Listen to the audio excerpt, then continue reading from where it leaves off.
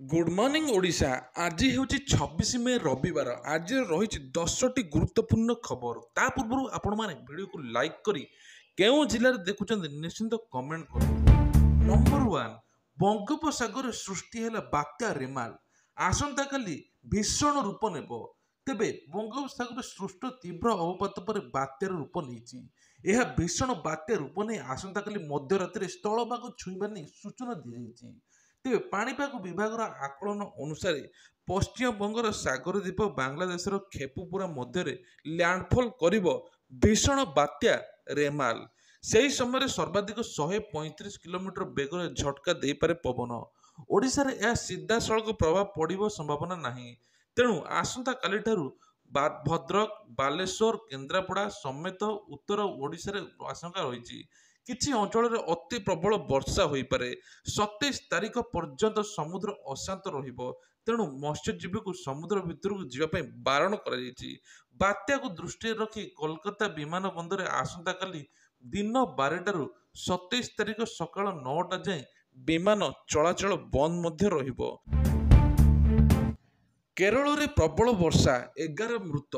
उत्तर भारत रे भीषण ग्रीष्म प्रभाव। एपटे केरल रे प्रबल वर्षा जो विपर्यय सृष्टि होइछि। वर्षा जनित विभिन्न विपर्यय गत 15 दिन मध्य 11 जनकर मृत्यु होइछि। रविवार पर्यंत वर्षा जारी रहिबो बोली पाणीपाग विभाग अनुमान करिछि। तेबे किछि अंचल रे 24 घंटा मध्य 6 ରୁ 11 सेंटीमीटर मध्य वर्षा हेबार संभावना अछि। केरल रे 9 ରୁ 23 तारीख मध्य दुर्घटना बर्जावत बुड़ीबार सहित मिसिकी 11 जनकर मृत्यु होइछि।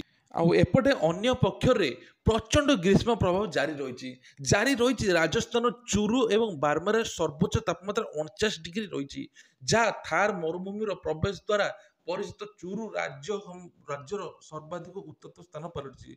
तेबे राजस्थान ग्रीष्म प्रभाव जारी रही। केरल में वर्षा रही। राजस्थान पाखापाखि 49 डिग्री खरा रही जहाँ फल सबुठ रेकर्ड एवं तापमान सहर पलटि। आसंता बुधवार पर्यंत ग्रीष्म प्रभाव जारी रही पाणीपाग विभाग सूचना देछि। तेणु दिल्ली पंजाब हरियाणा राजस्थान उत्तर प्रदेश विभिन्न स्थान सर्वोच्च तापमात्रा 45 डिग्री ऊपर को रही। आउ एपटे केरल रे वर्षा थमिबार ना नेउ नै। ईवीएम रे सील हैला 447 प्रार्थी भाग्य। आज राज्य रे तृतीय पर्यायर मतदान शेष होइछि। कटक संबलपुर केउझर ढेंकानाल पुरी भुवनेश्वर संसदीय क्षेत्र यह अधीनस्थ 42 विधानसभा आसन निर्वाचन शेष होइछि। एथिरे 7टा सुधा 61% मतदान होइथिबा जणा पड़िछि। तेबे आज मतदान पर 48 आसन रे 447 जन प्रार्थी भाग्य ईवीएम रे सील होइगला। जून 4 रे भोट गणति पर काहाकु भोटर विजय मुकुट पिंधाउछि ताहा जणा पड़िबो। तेबे भारत निर्वाचन कमिशन सूचना अनुଯାयी भुवनेश्वर रे 53%, कटक रे 54%, ढेंकानाल रे 60%, केउझर रे 62%, पुरी रे 66%, आउ संबलपुर रे 68% मतदान होइछि। सेहिपरि विधानसभा आसन रे कुचिंडा रे सर्वाधिक 79% मतदान होइता बेले बारबाटी कटक रे सबुठु कम होइछि 42% होइछि। विलंबित राति पर्यंत मतदान चलिथिबारु रविवार मोट मतदान हार स्पष्ट हे बोली कुआ जाउछि। गुजरात रे थिबा गेमिंग जोन ने निया लागिबारु 4 जनक जीवन चलीगला।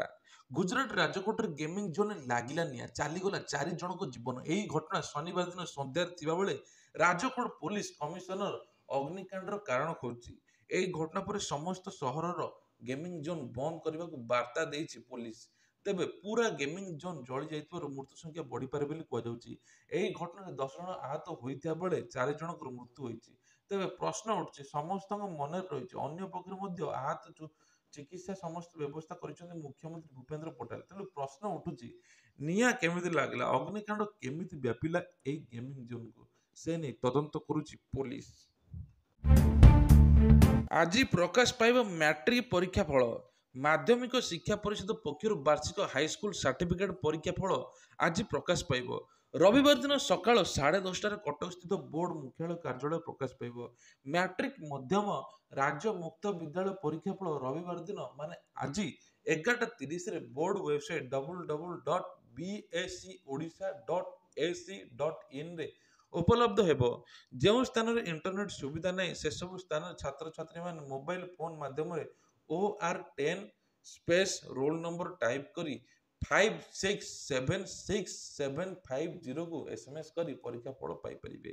ଦିନ 12:30 ପରେ ଛାତ୍ରଛାତ୍ରୀମାନେ ଟାବୁଲେସନ୍ ରେଜିଷ୍ଟର ସ୍କୁଲରୁ ମିଳିବ। ତେଣୁ ବିଦ୍ୟାଳୟର ମୁଖ୍ୟ ପ୍ରଧାନ ଶିକ୍ଷକ ୟୁଜର ଆଇଡି ପାସୱାର୍ଡ ବ୍ୟବହାର କରି ଟାବୁଲେସନ୍ ରେଜିଷ୍ଟରକୁ ଡାଉନଲୋଡ କରିପାରିବେ।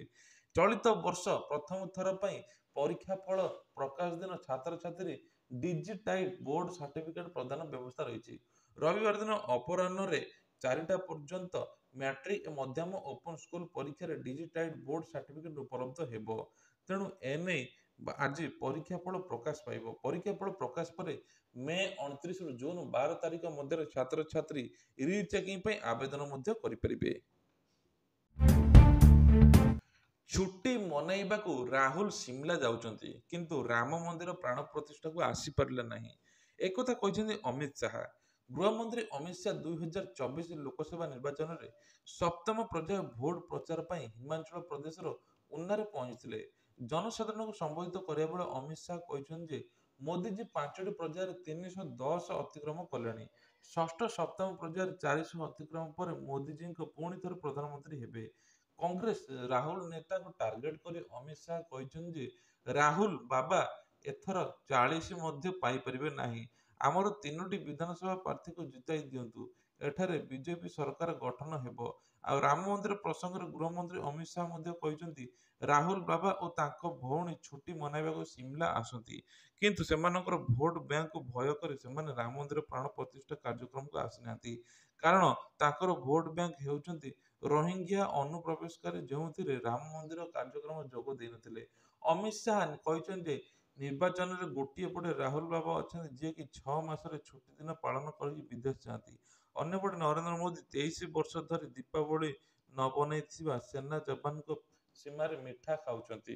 ତେଣୁ ଆପଣମାନେ କୁହନ୍ତୁ କାହାକୁ ଭୋଟ ଦେବେ? ଆଉ ରାହୁଲ ଖାଲି ଛୁଟି ମନାଉଛନ୍ତି, ଆଉ କିଛି ନୁହେଁ, ଏମିତି କହିଛନ୍ତି ଅମିତ ଶାହା। ଭିଭିଆଇଙ୍କ ପାଇଁ 8ଟି ଆମ୍ବୁଲାନ୍ସ, 20 ଲକ୍ଷ ଲୋକଙ୍କ ପାଇଁ 4। ତେବେ କ୍ୟାପିଟାଲ ହସ୍ପିଟାଲରେ ଆମ୍ବୁଲାନ୍ସ ଅଭାବ ସାଙ୍ଗକୁ ଆମ୍ବୁଲାନ୍ସ ଡ୍ରାଇଭର ଅଭାବ, ଏକ ପ୍ରକାର ବିଚିତ୍ର ସୃଷ୍ଟି ହୋଇଛି। ଭିଭିଆଇ ଡ୍ୟୁଟି କରୁଥିବା 8ଟି ଆମ୍ବୁଲାନ୍ସ ପାଇଁ ମାତ୍ର ଜଣେ ସରକାରୀ ଡ୍ରାଇଭର ରହିଥିବା ବେଳେ 3 ଜଣ ଡେପୁଟି କମିଶନର ଏବେ 3 ଜଣ ଡେପୁଟେସନର ଆସି କାମ କରୁଛନ୍ତି। ବାକି 4 ଜଣ ଟେଣ୍ଡର ନେଇଥିବା ଏହି କମ୍ପାନୀ ଯୋଗାଇ ଦେଉଛି। ତେଣୁ ରାଜଧାନୀରେ ଭିଭିଆଇ ମାନଙ୍କ ପାଇଁ ଚଳାଚଳ ବଢ଼ିଲେ ଜଣେ ଡ୍ରାଇଭର ବିନା ବିଶ୍ରାମରେ 24 ଘଣ୍ଟାରୁ ଅଧିକ ଆମ୍ବୁଲାନ୍ସରେ ବିତାଇବାକୁ ବାଧ୍ୟ ହେଉଛି ବୋଲି ଅଭିଯୋଗ କରାଯାଇଛି।